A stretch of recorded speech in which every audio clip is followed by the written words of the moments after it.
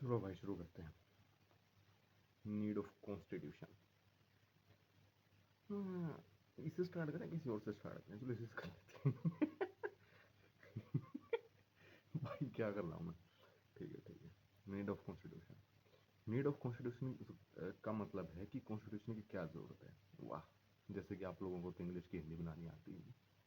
ठीक है, पहली बात है नीड ऑफ कॉन्स्टिट्यूशन की सबसे मेन बात है कि नेचर ऑफ मैन ये है कि वो कंट्रोलिंग होता है थोड़ा।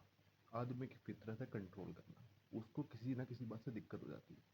और ये ऐसा क्यों है, ये ऐसा क्यों है, इसका क्या दिक्कत है, उसका क्या दिक्कत है, नू चाहिए मना नू चाहिए। ठीक है, उसके चक्कर में भाई उसने क्या किया कि वो कंसंट्रेशन ऑफ पावर करने लग गया। कोई एक आदमी पावरफुल हो गया। अब ऐसा थोड़ी भगवान ने पैदा कर दिए सारे एक जैसी ताकत वाले, कोई ज़्यादा ताकतवर हो सकता है, कोई लंबी हाइट का हो सकता है, कोई मेरे जैसा हैंडसम भी हो सकता है।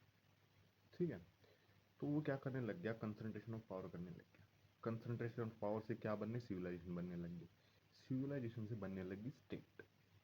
अब बात कर ले स्टेट या स्टेट बीमारी की है। State is a territorial concept in which there will be a central authority or institution which will control entire area। ठीक है, मतलब कि है इसका भाई, स्टेट कुछ को नहीं, एक टेरिटोरियल कंसेप्ट है। जिसके अंदर एक सेंट्रल अथॉरिटी हो सकती है जो कंट्रोल करेगी। अब इसको सेंट्रल अथॉरिटी की बजाय कुछ और भी ले लो। बेसिक कंसेप्ट ये हो कि एक स्टेट के अंदर लोग होंगे, एक डिफाइंड टेरिटरी होगी और एक फॉर्म ऑफ गवर्नमेंट होगा, चाहे वो कुछ भी हो, मोनार्की हो, ऑटोक्रेसी हो, पार्लियामेंट हो, प्रेसिडेंट हो, कुछ भी हो, वो स्टेट होगा। ठीक है, अगर सारी ताकत एक आदमी का हाथ में है तो क्या क्या लाएगा, एब्सोल्यूट स्टेट। अब बात करते हैं इंपॉर्टेंट ऑफ स्टेट की। इम्पोर्टेंस ऑफ स्टेट है divine theory, social contract, power protect. ये क्या लिख दिया मैंने।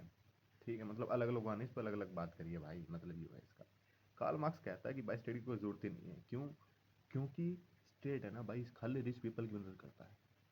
देखो मैं किसी को इशारा नहीं कर रहा कौन किसकी मदद कर रहा है। ठीक है, डबल ए ऐसा कुछ नहीं है, मतलब वो कार्ल मार्क्स का कहना है ये कि स्टेट है ना रिच पीपल की सहायता करता है। फिर थॉमस एक्विंस बोलता है कि स्टेट के कारण लोग भगवान को प्राप्त करते हैं।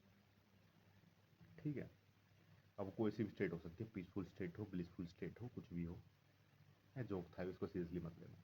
गांधी साहब बोलते हैं कि state should perform minimal function, people have autonomy. Gandhi साहब बोलते हैं कि पर स्टेट को ना थोड़ा अपने काम से मतलब रखना चाहिए, पीपल खुद से भी काम चला लेंगे, मतलब जितना कम कंट्रोल स्टेट करेगी उतना फायदा लोगों का।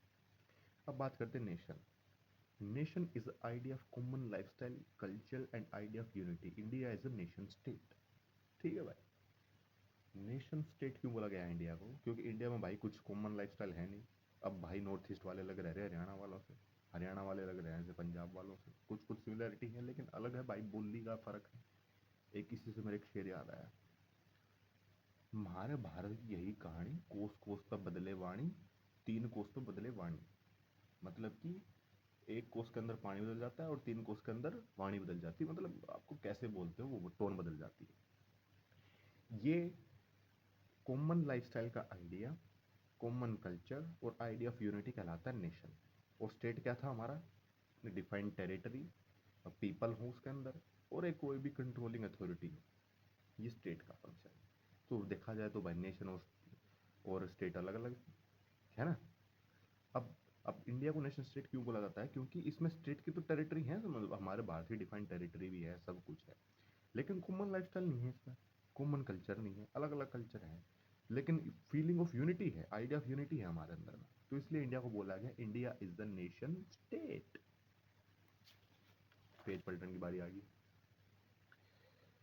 सम इम्पोर्टेंट क्या है वो, history events which gave the idea of constitution.